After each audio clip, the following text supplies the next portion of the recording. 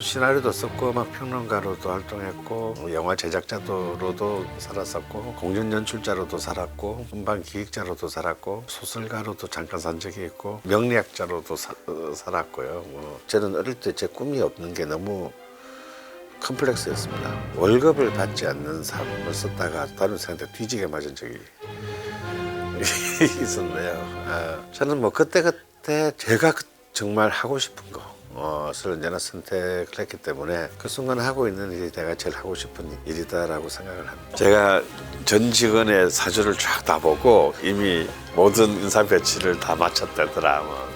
사실 그러면 훨씬 더 제가 볼 때 조직 효율에 진짜 더 큰 도움이 될 거라고 생각해요. 충분히 가능하고 안 되면 또 안 되는 대로 또 해보는 거다. 사실은 예술은 아무것도 사실은 할 수가 없습니다. 굶주린 사람한테 식량이 되어줄 수도 없고요. 돈이 필요한 사람한테 재화가 되어줄 수도 없으며 인간이 왜 이런 걸 만드는지 모를 정도로 인간의 예술이 할 수 있는 일은 아무것도 없어 보입니다. 그러나 그 인간이 갖고 있는 그 모든 우리 스스로도 채 파악할 수 없는 수많은 어떤 잠재력과 가능성들을 그 경계를 끊임없이 부수고 미래를 향해 확장시켜간 바로 그 역할을 하는 사람들이 예술가입니다.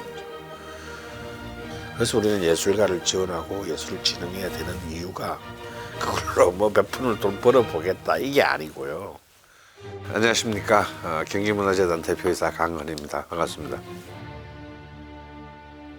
되게 많은 직업을 가지고 계시잖아요. 가졌었죠. 한번 꼽아보실 수 있으세요? 시나리오도 썼고 음악 평론가로도 활동했고 영화 제작자로도 살았었고 공연 연출자로도 살았고 음반 기획자로도 살았고 소설가로도 잠깐 산 적이 있고 명리학자로도 살았고요. 저는 지금 이 순간 제가 하고 있는 직업이 제일 좋습니다. 저는 어릴 때 제 꿈이 없는 게 너무 컴플렉스였습니다. 꼭 이렇게 장래희망 이런 걸 갖다 꼭 생활 기록부에 쓰게 돼 있는데 하도 쓸 게 없어서 고등학교 1학년 때 월급을 받지 않는 삶을 썼다가 다른 사람한테 뒤지게 맞은 적이 있었는데요. 저는 그때 제가 정말 하고 싶은 것을 언제나 선택을 했기 때문에 그 순간 하고 있는 일이 내가 제일 하고 싶은 일이다라고 생각을 합니다. 미술을 제외하고는 다 해봤기 때문에 그런 수많은 그 문화예술 분야에서의 실패의 경험이 지금 이제 문화재단에 일을 하는데 많은 도움을 주고 있지 않나. 대가는 아니고요. 그냥 베스트셀러를 썼을 뿐입니다. 그 공부가 이 재단을 운영하시면서 좀 어떤 도움을 주는지 궁금합니다. 사실은 이제 제가 이렇게 참 부임할 때 벌써 그런 소문이 쫙 돌았답니다. 이 직원들 사이에. 제가 전 직원의 사주를 쫙 다 보고 이미 모든 인사 배치를 다 마쳤다더라.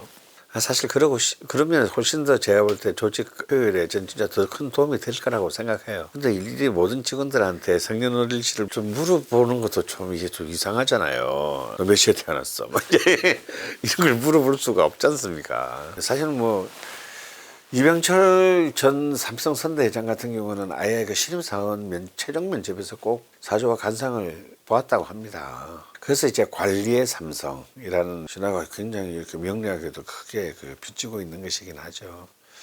그런데 이제 공공기관에 이제 그런 걸 도입하면 심각한 사회 문제가 될 수 있고 불필요한 또 오해를 줄이기 위해서 제 주전공이긴 하지만 중에 하나긴 하지만 명리학을 전혀 사용 안 하고 있습니다. 네, 최초로 관리자 비율이 40%, 여성 관리자 비율은 여성 관리자 비율이 40% 이상이 넘었는데 파격적인 행보여서 좀 임명 과정에서 반발이 없었는지 좀 궁금해요.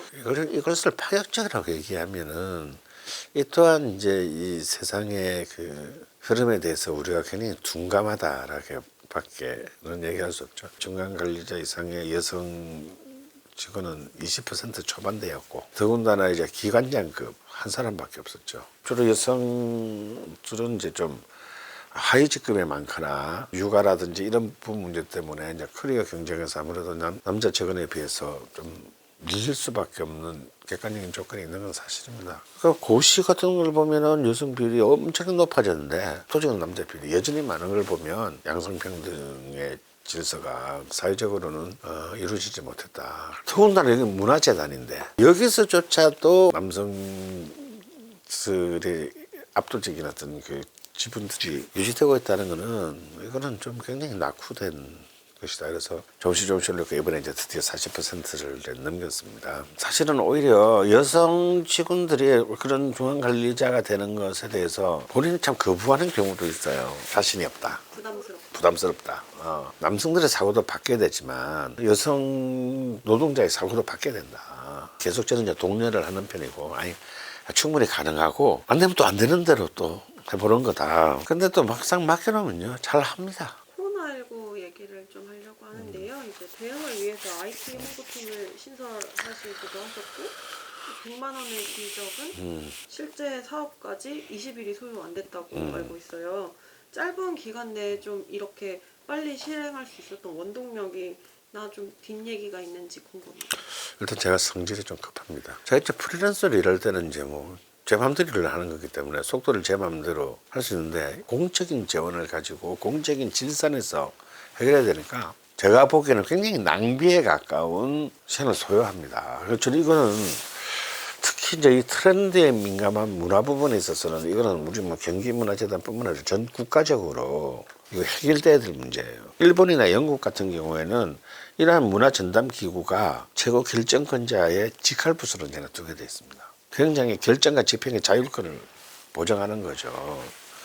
근데 아직까지 우리는 여전히 이제 그냥 똑같은 통상적인 관료 행정 체계 안에 놓여 있기 때문에 예산을 세우고 집행하는데 안정성과 투명성은 있으나 현실을 쫓아가기에는 너무 그 비대하고 늦은 시스템이라는 겁니다.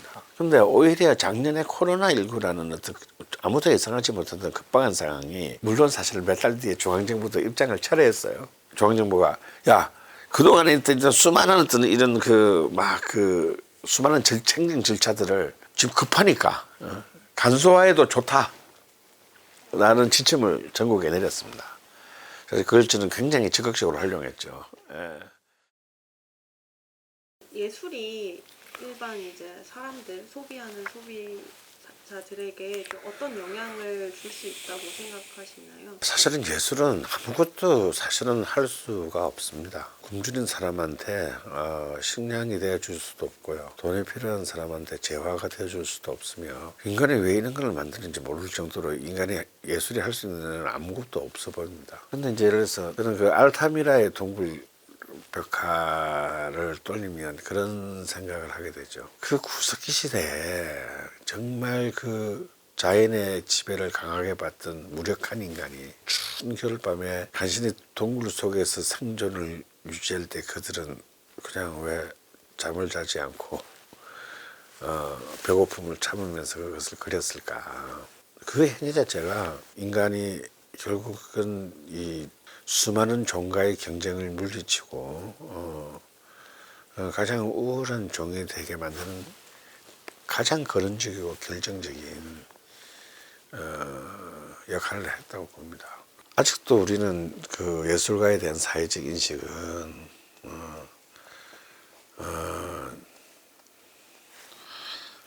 정신 못 차리는 놈,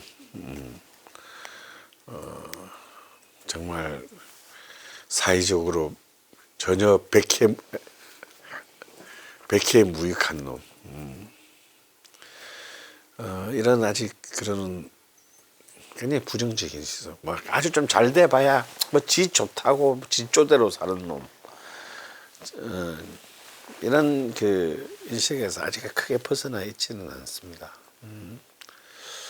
그러나 그 인간이 갖고 있는 그 모든 우리 스스로도 그 채 파악할 수 없는 수많은 어떤 잠재력과 가능성들을 그 경계를 끊임없이 부수고 미래를 향해 확장시켜간 바로 그 역할을 하는 사람들이 예술가들이죠. 그래서 그들이 가만히 앉아서 멍청하게 하늘을 보고 있다 하더라도 그것은 노동인 겁니다.